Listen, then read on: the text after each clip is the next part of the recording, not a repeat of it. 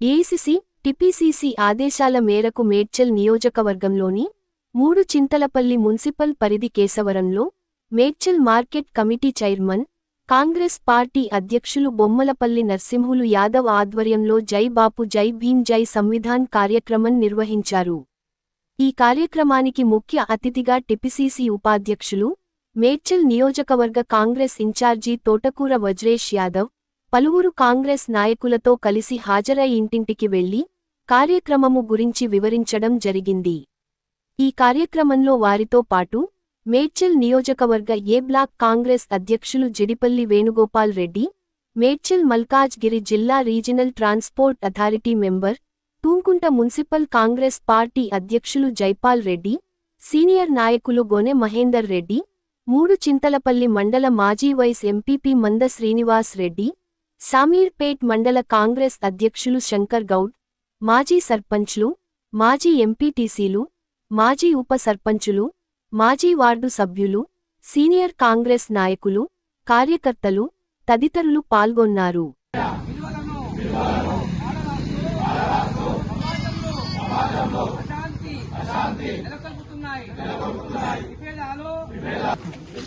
మన మూడుచింతలపల్లి మున్సిపాలిటీలో ఏర్పాటు చేసినటువంటి జై బాపు జై భీమ్ జై సంవిధాన్ కార్యక్రమానికి ఏ బ్లాక్ అధ్యక్షులు వేణుగోపాల్ రెడ్డి గారు, అదేవిధంగా మార్కెట్ చైర్మన్ నరసింహ యాదవ్ గారు, మహేందర్ రెడ్డి గారు, లక్ష్మారెడ్డి గారు, మిగతా వెంకటేష్ అన్న, మిగతా సోదరులందరూ, మా అమ్మలు అక్కలందరూ కూడా బ్రహ్మాండంగా చేసినాం. మా నరసింహ గారు, మిగతా అందరికి కూడా ఈరోజు ప్రభుత్వం తీసుకున్నటువంటి నిర్ణయం, గౌరవ ముఖ్యమంత్రి గారు ఏదైతే నిర్ణయం తీసుకున్నారో ఆ నిర్ణయాన్ని ప్రతి ఇంటికి తెలియజేయాలని చెప్పి ఈ పాంప్లెట్లు తీసుకుని ఉదయం 6 గంటల నుంచి ఇప్పటిదాకా ఇంటింటికి తిరుగుతూ ఉన్నాం. దీంట్లో మా సోదరిమణి, మా పెద్ద మనుషులు అందరూ కూడా శూన్యంగా ఈ గ్రామంలో 100 ఇండ్లు వచ్చినాయి. ఇంద్రమ్మ ఇండ్లు 100 ఇండ్లు వచ్చినాయి. 100 ఇండ్లు కూడా కాలాలు లేపుకొని పనిచేస్తా ఉన్నాయి. దానితో పాటు మా గౌరవ ముఖ్యమంత్రి గారు ఇచ్చిన మాట ప్రకారం డబుల్ బెడ్రూమ్ ఇల్లు ఇయ్యగా ఆర్టీసీ ఉచితంగా బస్సు ప్రవేశపెట్టింది. మా మహిళా సోదరి వాళ్ళు అందరూ కూడా ఆర్టీసీ బస్సులో తిరుగుతూ ఉన్నారు. దానితో పాటు ఆరోగ్యశ్రీ, ఎవరైతే ఆరోగ్యం బాగలేకుండా ఇబ్బంది జరుగుతూ ఉందో వాళ్ళందరికీ కూడా ప్రతి పేదవాడికి ఆరోగ్యశ్రీ ఇప్పిస్తూ ఉన్నాం. దానితో పాటు మొన్ననే రుణమాఫీ అయ్యింది,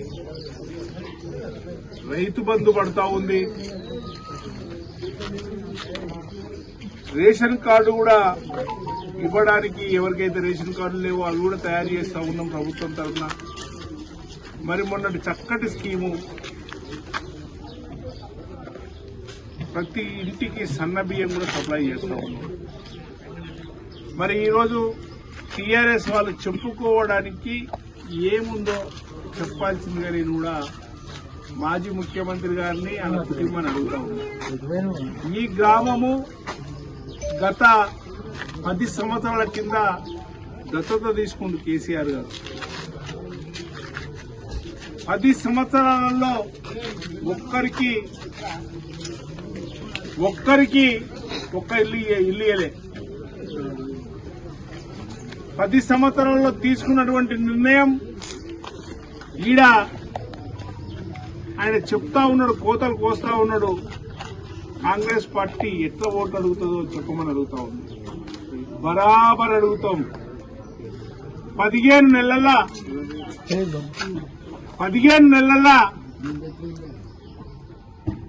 మేము చేసిన పని, మా ముఖ్యమంత్రి గారు చేసిన పని, ప్రతి ఇంటికి పోతే వాళ్ళ ముఖానికి ఈ నియోజకవర్గంలో ఒక్క ఇల్లు కూడా ఇయ్యలే. మా ముఖ్యమంత్రి గారు 3,500 ఇల్లు ఇచ్చింది. అదేవిధంగా ఏ ఊరికన్నా పోదాం మేమేం చేసినామో చెప్తాం.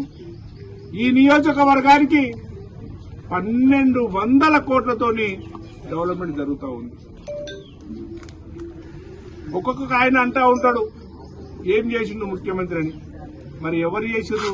మీ తాత చేసిండా? సన్న బియ్యం ఎవరిస్తున్నారు? ఇప్పుడు మా ముఖ్యమంత్రి లేకుండా ఎవరిస్తున్నారు? మీ టీఆర్ఎస్ ముఖానికి మీరు ఇచ్చిండ్రా? లేకపోతే మీ భారతీయ జనతా పార్టీకి ఇచ్చిందా? చెప్పమని చెప్పి నేను డిమాండ్ చేస్తా ఉన్నాను. గౌరవ ముఖ్యమంత్రి గారు ఏవైతే ఎలక్షన్లు వాగ్దానం చేసిండో 22,000 కోట్లు